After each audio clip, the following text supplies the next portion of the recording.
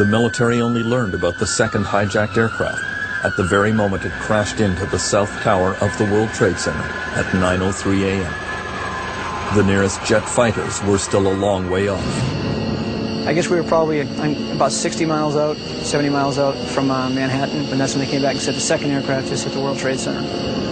Obviously, that was a shock to me because I thought there was only one. There wasn't a cloud in the sky, and it was probably better than 100 miles visibility, so from where we were, you could see everything very, very clearly. You could see both buildings burning.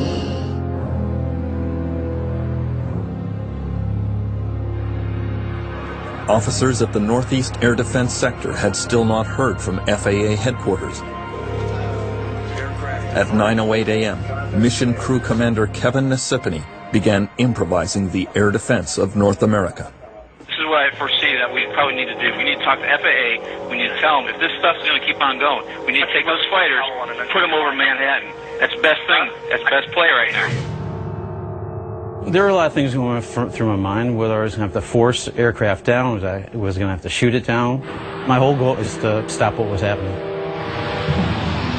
People lose track of how much chaos there was. We were in a situation that was just a mess, you know, and we were trying to get our arms around it a little bit. The chaos on 9/11 was not just in the sky. Some of the worst confusion was around the president.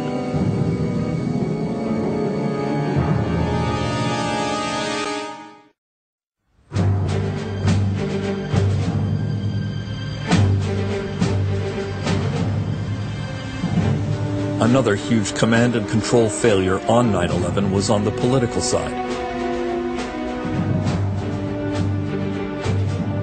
The president, of course, was visiting a school in Florida that morning.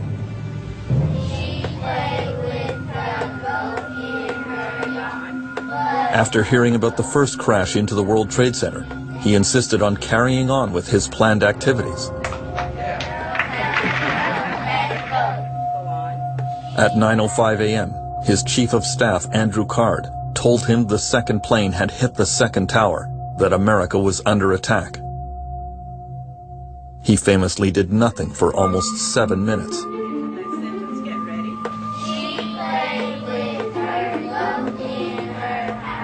He later said he was trying to project an image of calm.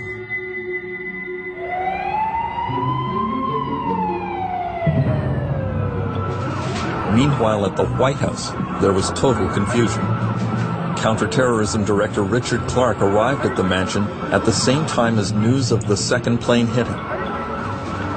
He realized the president was not there and went immediately to the office of the vice president. The vice president asked, "What do you think's going on?" And I said, "It's pretty clear to me when two buildings get hit simultaneously, more or less simultaneously, by two large aircraft, this is a terrorist attack, in which means it's Al-Qaeda, because no other terrorist organization has that kind of capability and intent."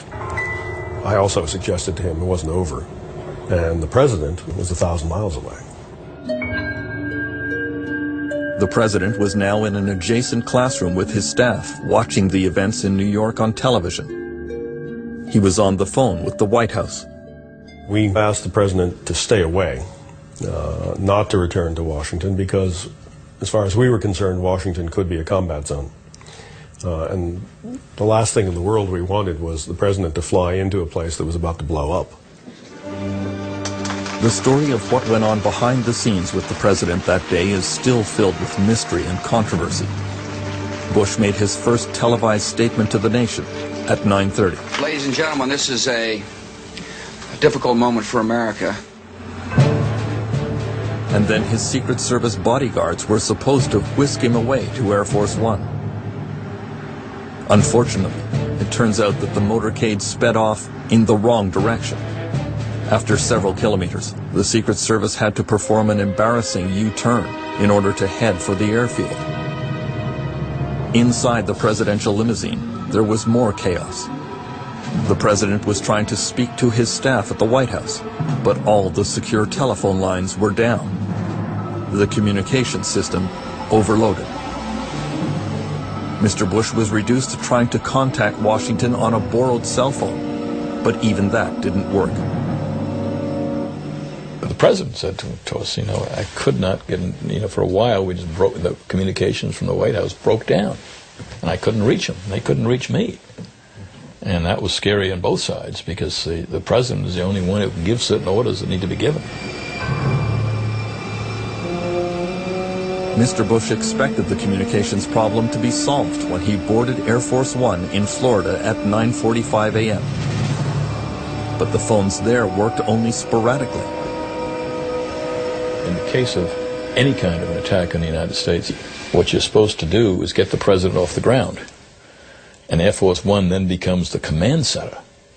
And the president is then safe and is commanding the forces of the United States from the air. The communications didn't work. The president's senior advisor, Karen Hughes, was trying to call him through the White House switchboard. And the operator came back, and I remember his voice was kind of shaky, and he said, "Ma'am, we cannot reach Air Force One." And that was a very, very frightening moment, because of course I'd never had that happen before. On September 11th, not only was the president out of touch, the White House was left unprotected. At 9:30 a.m., 2 more jet fighters took off from Langley Air Force Base near Washington. But due to mistaken communication, they were given a flight plan which took them east out over the ocean. They went almost 250 kilometers in the wrong direction.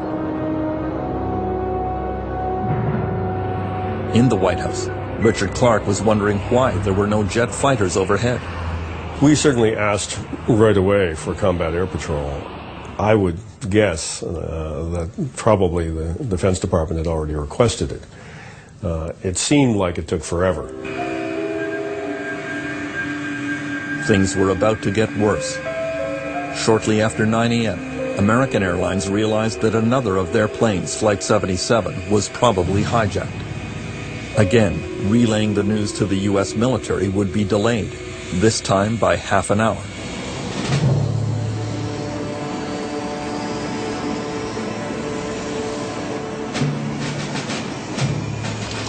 Lieutenant Colonel Steve O'Brien of the Minnesota Air National Guard happened to be in the Washington area that day. He took off from Andrews Air Force Base at 9:30 in a C-130 cargo plane. Unaware of what was going on, he was pointing out the sights of the national capital to his crew. Then air traffic controllers asked him to look out for the American Airlines plane. In fact, the hijacked aircraft was about to collide with him. At that time, we had been converging to the point where he had started to roll up into about a 45-degree bank turn and was almost filling up our entire windscreen. It was fairly close. I'd say, within a half mile or so. Then maybe 5-10 seconds later, they came back and asked us if we still had him in sight, and if we did, they'd like us to follow the aircraft. And that was strange, because I've never, in 20-some years of flying, have I been asked to follow an aircraft, especially a commercial aircraft.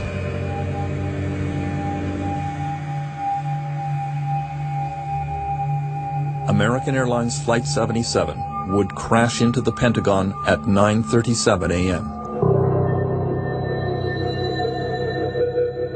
We saw the explosion, and I knew right away what had happened. The way it hit the Pentagon, it didn't look like it was an accident. I mean, most pilots, if they've got an emergency going on in their aircraft, they're going to do everything they can to avoid populated areas, and certainly avoid, hitting a big building if they can. After the Pentagon was hit, Richard Clark gave the order to evacuate the White House. Evacuate the White House. On a given day, there are probably a couple thousand people in that area. And we evacuated all of that very early on. Just told people to leave, get out of the city. As almost everyone was rushing out of the White House, the president's senior advisor, Karen Hughes, was on the way in. I walked in and there was no one there. Everyone that I'd seen had guns drawn, looking as if they were ready to, use them if need be, and so I didn't want to surprise anyone.